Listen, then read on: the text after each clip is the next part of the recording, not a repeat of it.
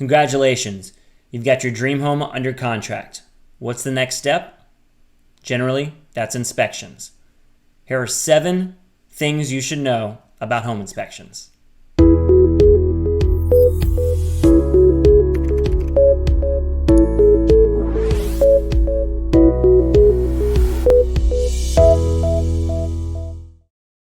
Hey guys, my name is Nicholas Shrouder, one half of the Shrouder Brothers Berkshire Hathaway Results Realty, and today I am bringing you 7 good-to-know tips when it comes to home inspections.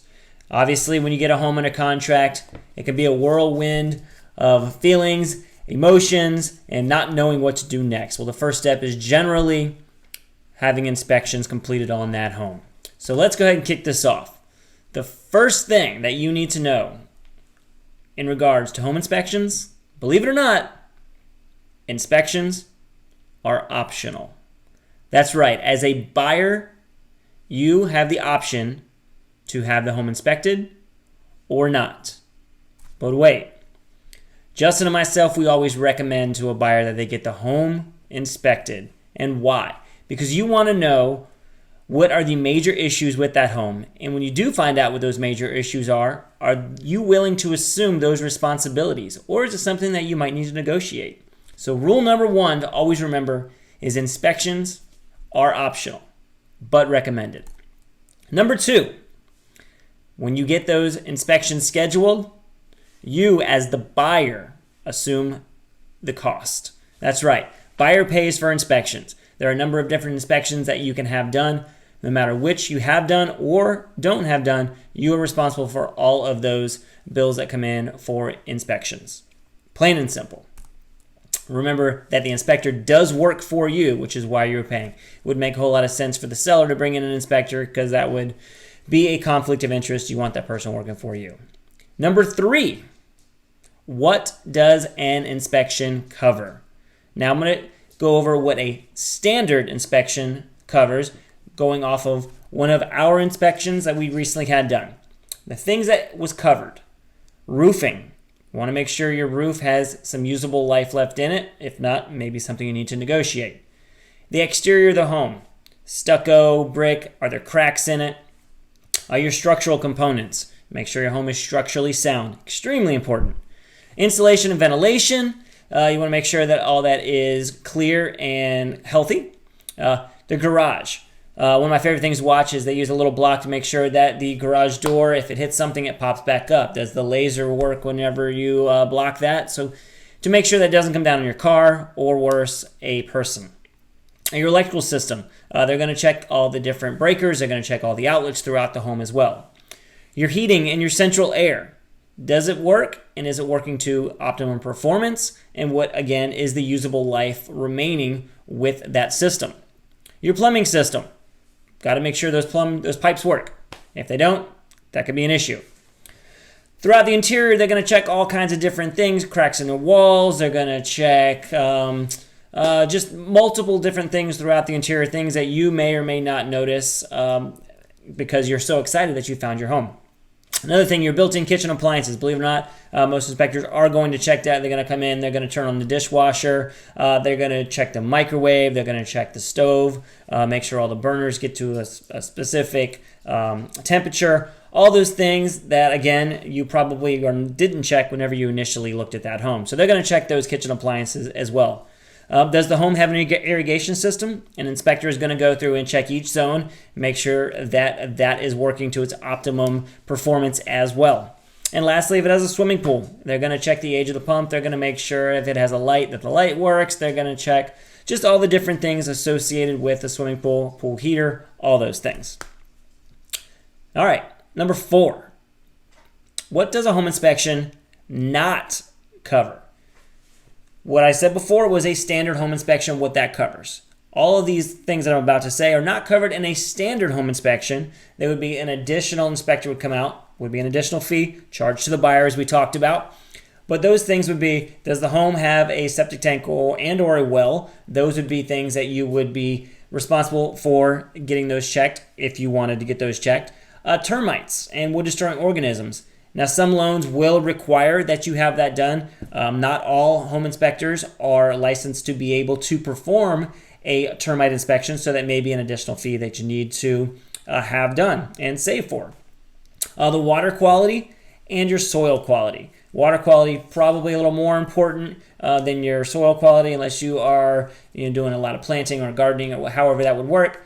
But those would be additional inspections that you would have to have done outside of that standard inspection. All right, moving on. Number 5. Some people know this, some people don't. As the buyer, as the person who paid for the inspection, you are more than welcome to attend those inspections. Now, it is kind of a little pro tip here. An inspection is going to last anywhere from 3 to 5 or 6 hours, depending on the size of the home. So unless you want to sit around and twiddle your thumbs, sit on someone else's furniture if the home is occupied, whatever, for that period of time, it's kind of advised that you show up more towards the end, within the last hour. Why should you show up? After the inspection is complete, your inspector is going to send you a report. And generally that report is going to be 30, 40, 50 pages long, again, depending on the size of the home, depending on the components of the home, and so on. But you want to show up because it's going to be a lot better if you are able to ask that home inspector in person, this didn't work, what's really wrong, versus just reading it on paper. It can look horrible on paper. Most people get an inspection back on a home without attending it, and they think the house is falling down, when that's not really the case. Just an inspector is going to note every little thing on that inspection report, but if you're there in person, they can tell you the main causes of concern, and in most cases, give you a course of action to get those fixed, whether it be big or small. So again, you're welcome to attend, and it is encouraged that you attend at least at the very end. Number 6, this one can be kind of funny, but when you get your inspection back, if there are some questionable issues, some areas of concern, those repairs can be negotiable. They don't have to be, but they can be negotiable between this buyer, you, and the seller. There are 4 ways these are negotiated on, if I could talk. Number 1, the seller handles those repairs before closing. Be fantastic. Number 2, the seller provides a credit to the buyer for those repairs, which will then be done after closing. Number 3, the buyer, you just assume all of those repairs, and that would be on you. And number 4, the contract is canceled because there's no room for negotiation in there. A little pro tip, prioritize your biggest concerns and try and overlook some of the small things. A seller doesn't want to see a list of everything that you think is wrong with their home, because don't forget, that's where they've lived, that's where they raised their family, that is their home that you are essentially criticizing because you feel that something needs to be done. So prioritize, get those big items, and try and overlook the small things that can be handled. And number 7 goes off of the last. You can walk away. If you do not like the results of an inspection, you can walk away. If the buyer and the seller can't negotiate on terms that are suitable to both parties, the buyer has a period of time whenever you submit that contract, call it the inspection period, whether it's 3, 5, 7, 10, 14 days, however long you and your agent work that out to be and the seller agrees upon. During that time, have any inspections and have all inspections done that you want. If for any reason you do not like the results of those inspections, and the seller is not willing to handle your concerns, you're free to walk away. What happens then is you are entitled to receive your escrow deposit back, and now you're free and clear from that home, and you're free to go find another home that fits you and your family, hopefully a little bit better. So guys, those are our top 7 home inspection tips, things you need to know. Guys, I want to thank you guys for tuning in.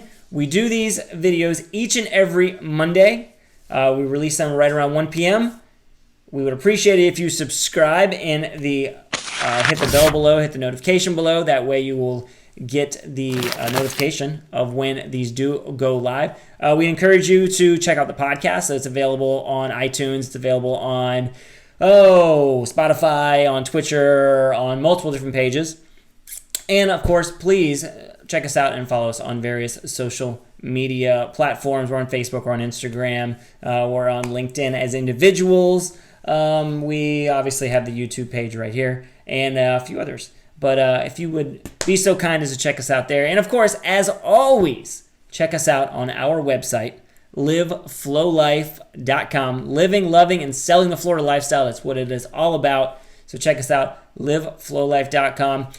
In the comments below, I'm also going to attach a PDF of all 7 items that I did say were tips for a home inspection. So please feel free to download that. Keep it in your file cabinet or whatever for whenever you do go to purchase a home. It'd be a nice little thing just to have, just so you know, so you're a more informed consumer. That is our goal, is to inform the consumer so they can make intelligent decisions when it comes time. Again, when you're buying a home, it can be a whirlwind of emotions, and we just want to make sure that you are as informed as possible. Once again, liveflowlife.com. Thank you guys for tuning in, and we'll see you next time.